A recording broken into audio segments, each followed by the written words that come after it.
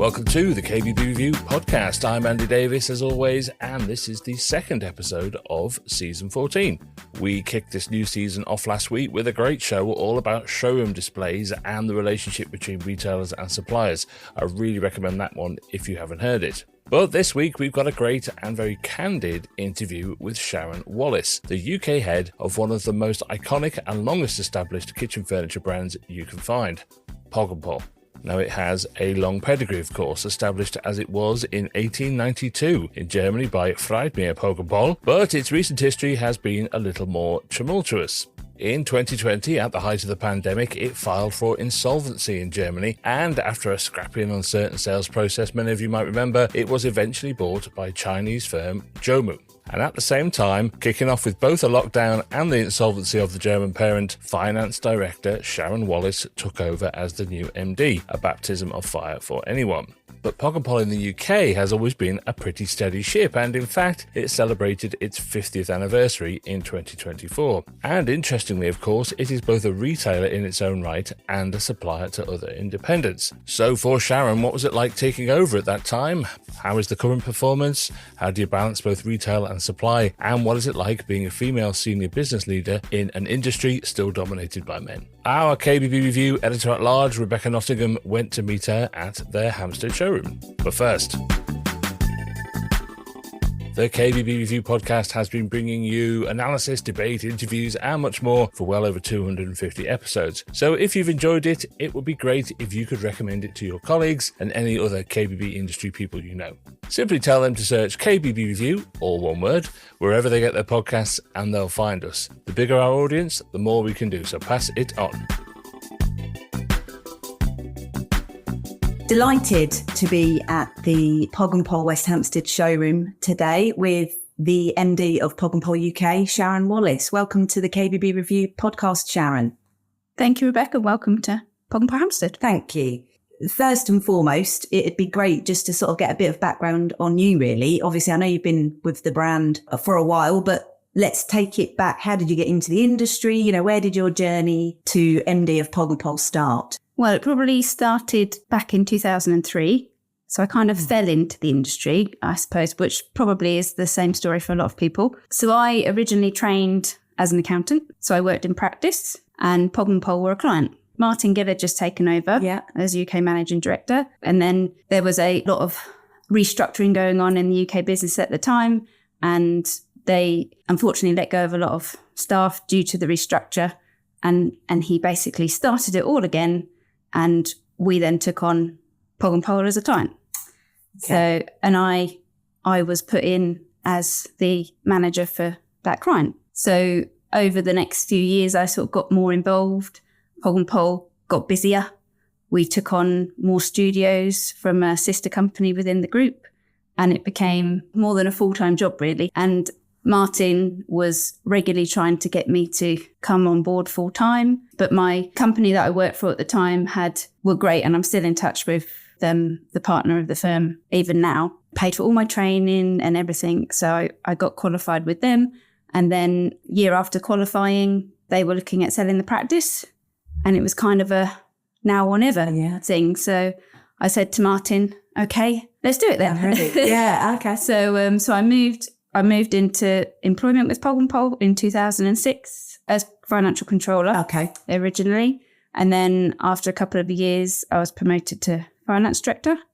So I was very heavily involved in not just the financial side of the business, but then over the years sort of pulled more into the operational side and HR, all of that side of it. So it kind of then snowballed, and I was lucky enough to have some good mentors in the business who I would still consider friends today. They were very encouraging. So it just kind of happened. And I think once you're in the industry, you're locked in. You spend a lot of time at work. So you have to like the people that you work with and what you do. And I think because of that, it becomes more than just a job. You're emotionally involved in things. You want to make things work. You want to help people. You want to see the business grow and the industry. And it's nice to be part of that. Yeah. I mean, there must have been something about the business itself as well to pull you much more into it.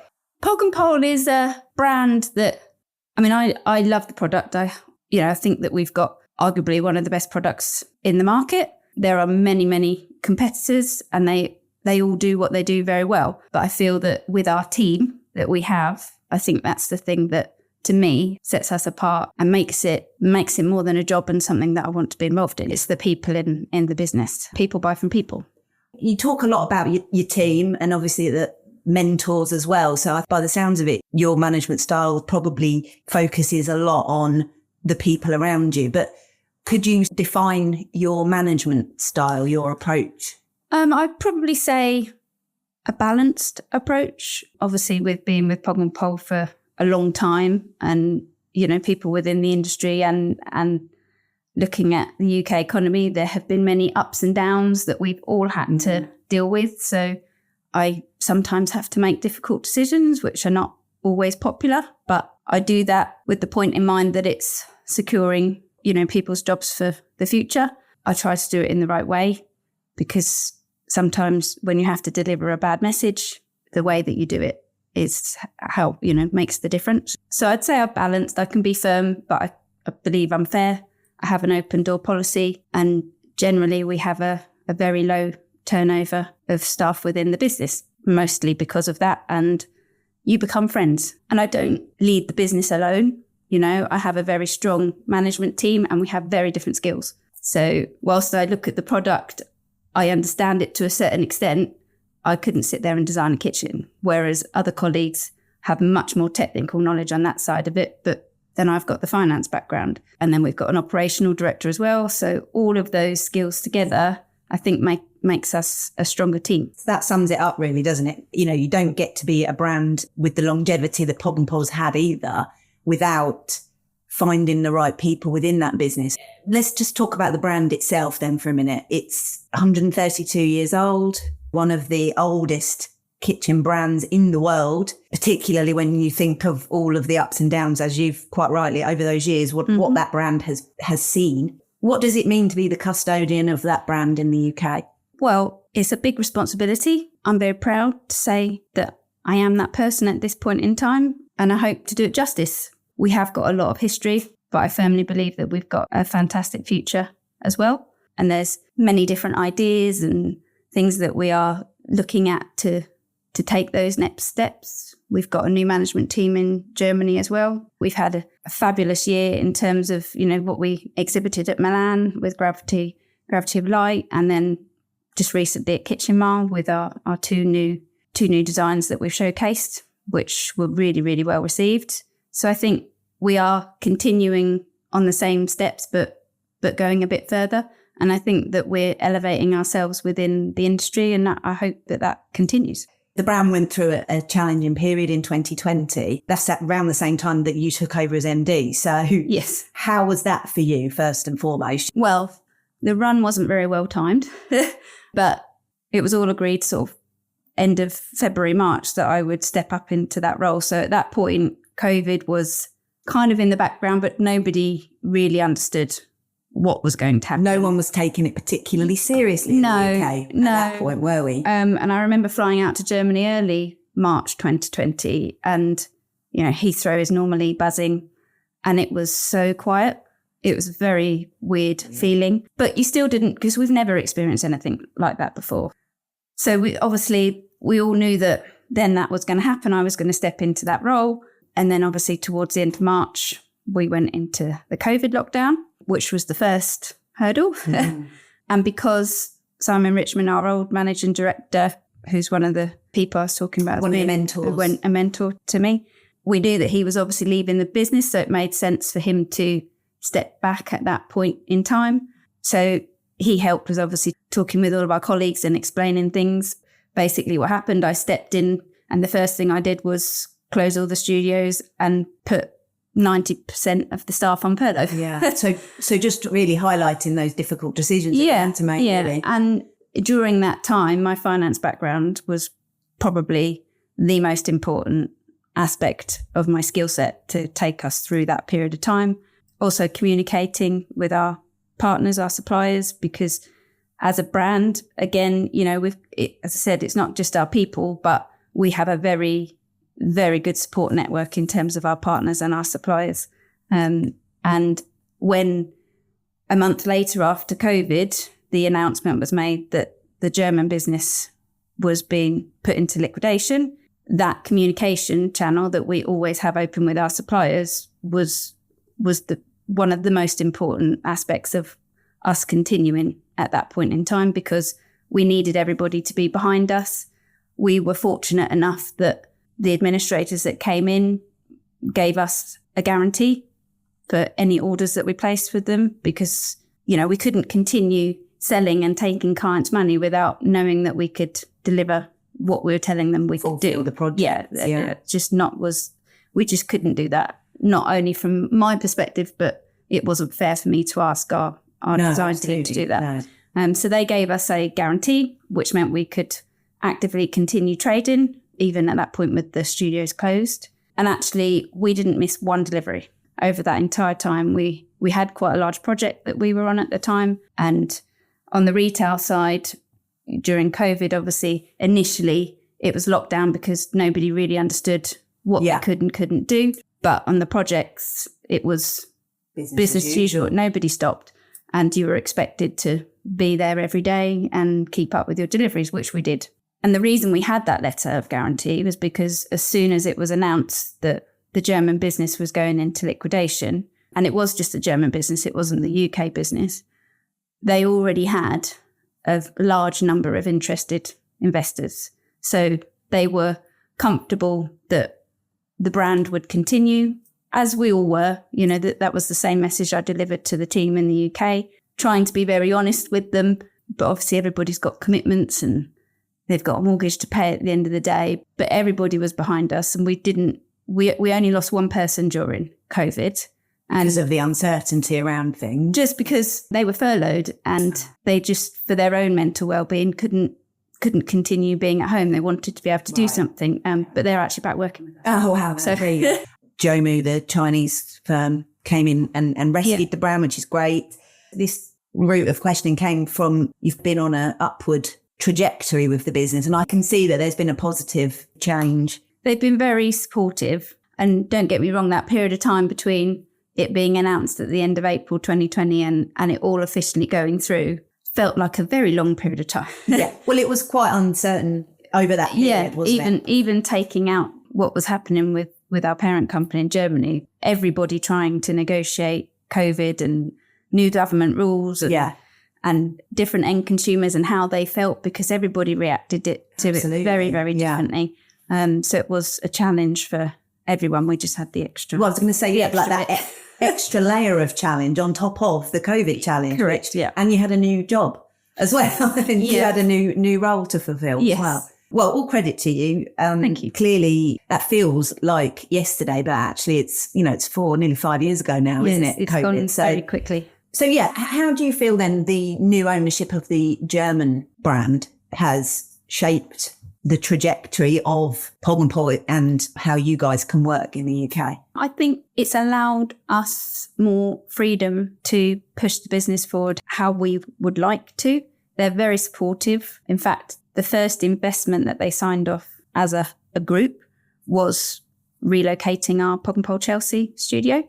So we were on Pimlico Road. We're now on Fulham Road, and it was a much bigger property. Obviously, there was a large initial investment that we needed to put in, and obviously we had to lock into a long-term lease. They just bought the business, and just under 3 months later, I was knocking on the door asking if we could have quite a significant investment signed off. And, obviously we had to go through all the channels that you would expect to propose a investment request and get that signed off.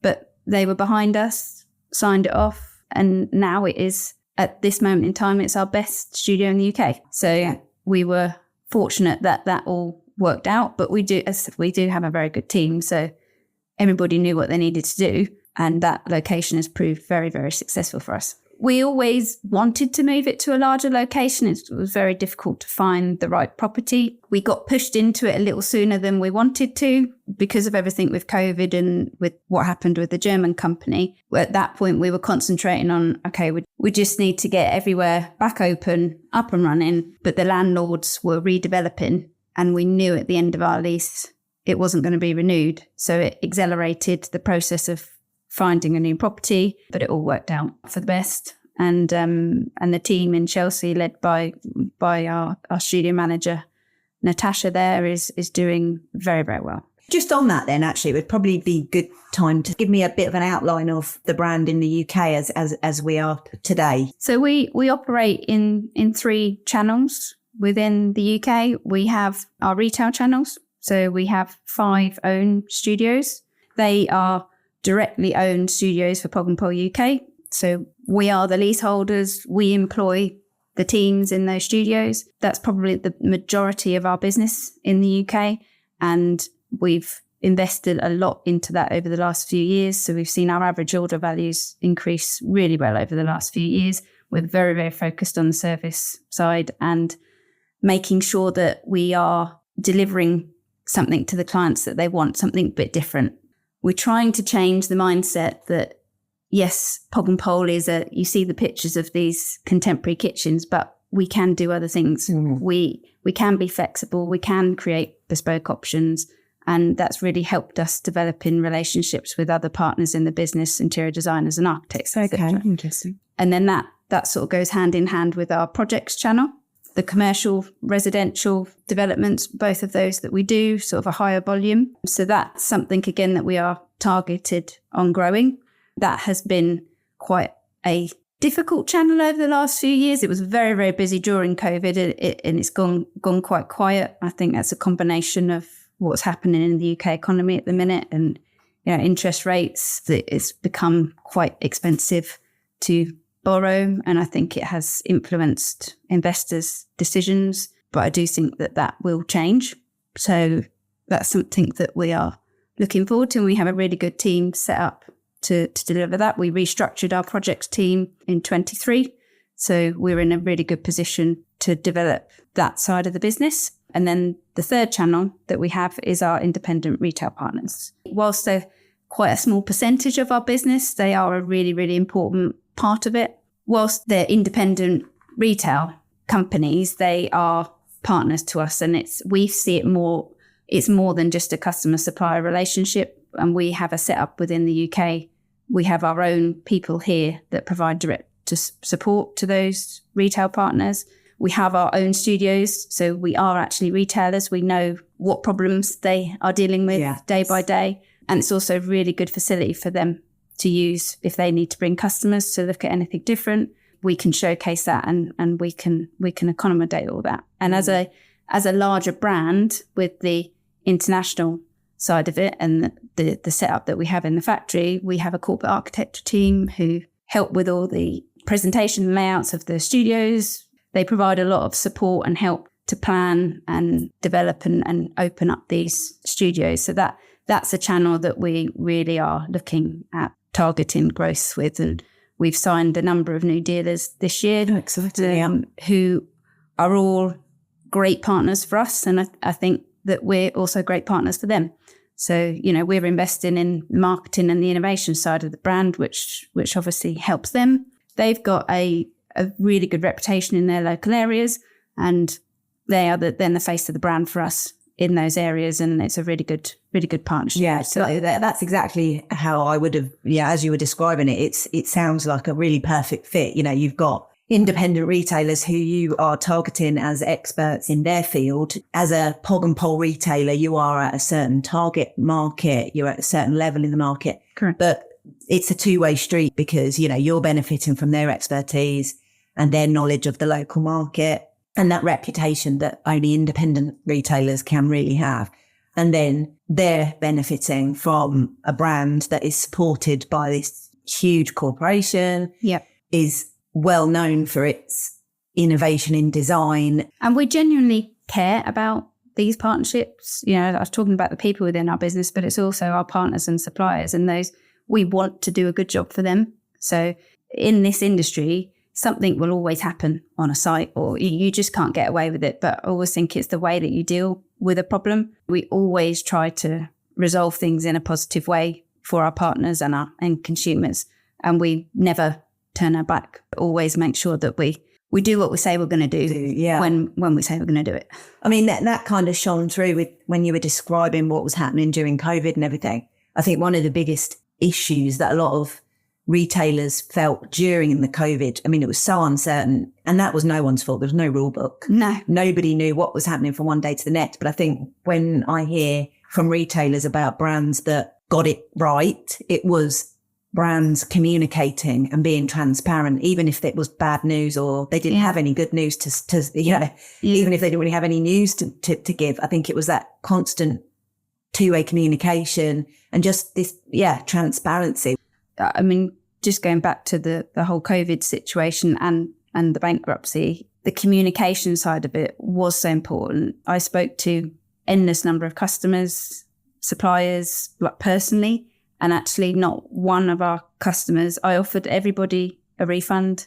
Anybody who had concerns, I offered to refund them, and not one of them took us up on it. They just said, could you just please keep in contact with me? Make sure that I know what's happening. So whenever there was anything going out in the press, most of the time they hadn't seen it. But if there was something coming out or I had some other news, then I would phone them and explain what was happening, and they were happy with that. On the supplier side of it, we always kept in touch with them. Obviously, the bigger brands within the industry are controlled by larger corporations, but the more local firms that we also deal with from, worktops and smaller sort of appliance companies, they maintained all our credit limits. We were very open with them. And we said if there was any issues, I personally would say we need to go onto a pro forma basis. But we didn't have any of that. We traded successfully through it, and we're still trading with those suppliers and those partners today. That says it all, really, doesn't it? Yeah. Talk me through what's moving forwards, short-term, long-term aims and objectives for the brand. I suppose long-term, for me, the brand needs to be actually better known. I think that's one of my biggest focus is to make sure that the awareness of the brand across all of our channels needs to be improved. And we're taking steps to achieve that, but it's not an overnight project. I want it to be a brand that everybody aspires to, and not just because of our product, but because of our service as well, which we've focused a lot on. That's obviously, I'd like to grow the business, but they go hand in hand with one another. So that's longer term. Short term, we've had some really great product showcase, as I mentioned, at Kitchen Mile. So we've had the Wing and the Diamond, which are lovely products. And I want to get them in the studios, get them visible. It's always good to see new products. It motivates the sales teams, and it's great for end consumers to see something different, because that's what people want. They want something different. Yeah. And making sure that we continue to innovate and push the boundaries, and we listen to our customers so that we can not only meet but exceed their expectations. They're sort of my core focus points for this business. And, is there a target for any more retail showrooms, independent and own? Right now, our biggest target is our projects channel and our dealer network. We're focusing on expanding those. I wouldn't say that we wouldn't open new retail studios. At the moment, we're just concentrating on the existing 5 that we've got.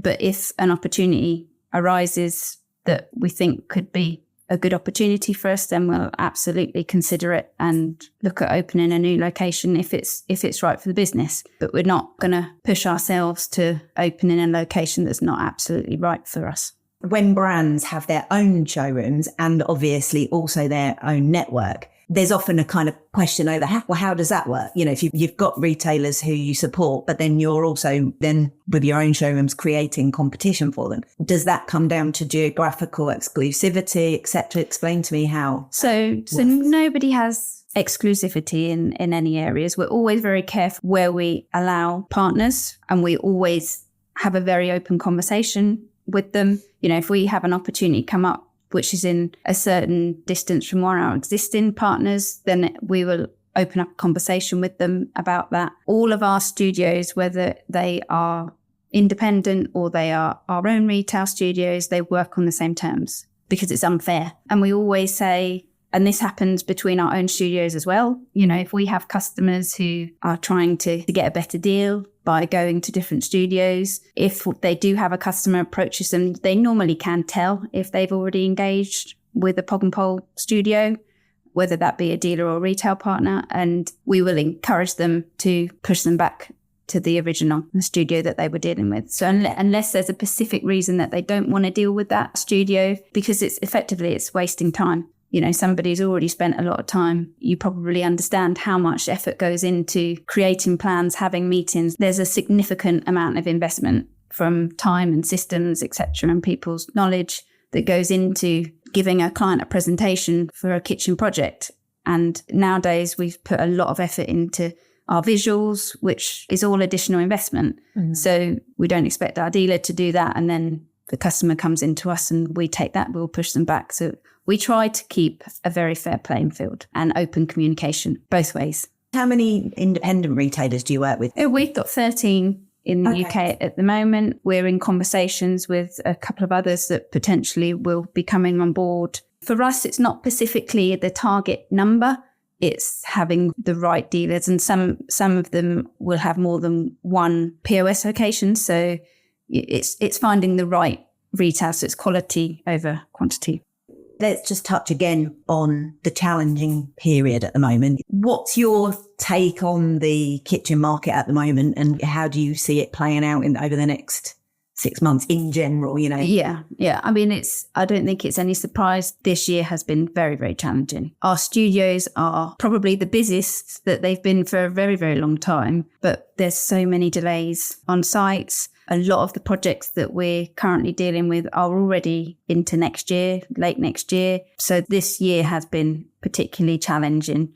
And I think seeing all the announcements that have come out in the press, unfortunately, there have been a lot of businesses that have closed. And I do think there will be more, unfortunately. And it's never a nice thing to see because, there's people and customers at the end of that. But I do believe that developers, investors, etc., they can't not do anything forever. So I do think we are going to start seeing more investment, and we are in that area of the market that is less affected by some of the inflation and interest rates, etc. And I do think that there is going to start being a movement. We've definitely started to see it. It just needs to, the lead times on projects are so extended right now that from a financial perspective, we won't see the benefit of that for another sort of 6 to 9 months. But I do believe it's coming and things will start to improve, but slowly. Acquisition International magazine named you the most influential female managing director in the kitchen design sector recently. How did that come about, and why do you think you won that?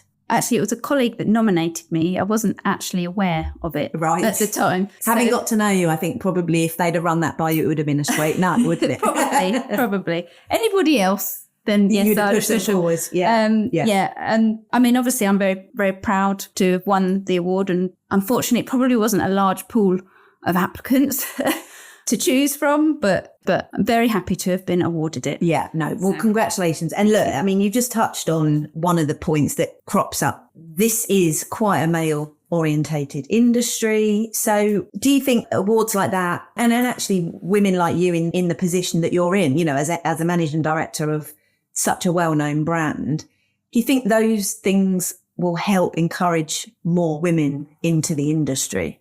Yeah, I do think it's really important to recognise achievements. And I think it will encourage people to continue to push and keep working hard and not giving up. I think it is beginning to change within the industry. I think because I'm not, although I'm in the industry, my background is finance. Yeah. So I suppose I haven't sort of gone through the normal progression channel within the sales and the design side of things. Creativity and finance do not really go hand in hand. No. So I'm on the finance side of it. And I suppose for me, it was that kind of niche area that allowed me to develop more within the industry. But hopefully it will encourage other women. Why do you think there are so few women in top roles within the KBB industry? Well, I think one of the aspects is, if you look across industry, a lot of the people have been within it for decades, and you don't often see many changes at sort of top level. Well, especially as a lot of businesses are independent, you're not going to see that change unless somebody within the family takes over. So I think that is one aspect of it. We are very inclusive as a business, and I think it's important to support progression and give a platform for people to develop. Everybody. We are really lucky, specifically talking about women. We have a number of women in the business who have, set up Poggenpohl Chelsea, our top performing retail studio in the UK, is run by a lovely lady, Natasha, who's been in the business a long time and actually started with us as a technical backup, which is great to see. And we have a number of people within the business who have also had a similar progression. We've just promoted Scott Rochell, who is now our sales director for the retail side of the business. He was our dealer manager, but again, he progressed through the business. But I think generally providing that platform for everybody, I try to be a role model as best I can to those people and encourage them to develop and push themselves and not give up, because you learn from your failures as well. I think it makes you stronger. Yes, I think you're right, actually, though. It's about offering that support and encouragement to everybody and making sure that the right people are in the right roles, keeping opportunities open for the right people at the right time. One thing that is quite interesting about fewer women in roles within the industry predominantly is women making the kitchen buying decisions. So it's almost kind of a contradiction that we don't have many more women. So how would the KBD industry benefit from having more women? What do women bring to this industry and the roles within it? Again, as I said about my management style balanced, and I think that is the same with having a diverse workforce. It's a balance, it's different perspectives. And it's important when we've got end consumers coming in, as it will be for other retailers, you need people that can relate to those purchases. And that can be very different depending on that individual. And you are covering a wider spectrum by having a diverse workforce so that you can tailor yourself to work for every consumer. There's always somebody that feels comfortable with one person or another person. Nobody is the same. So if you've got a diverse workforce, then you can service that whole population then. We could probably talk all day about the kitchen industry and Poggenpohl specifically, but thank you ever so much for joining us on the KBB Review podcast today, Sharon. You're welcome. Thank you for having me. Thank you.